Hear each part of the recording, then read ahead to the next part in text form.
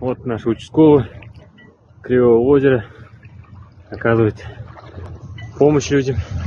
Дачный участок здесь полностью обита водой. Сейчас занимается эвакуацией людей. Аяқ киім жоқ. Резина.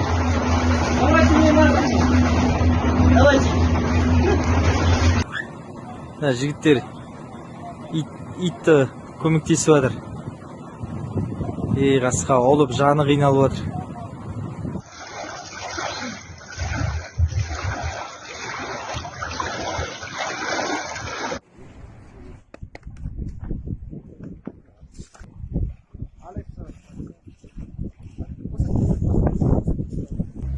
Содан Нұрқан қанша адам бар еще?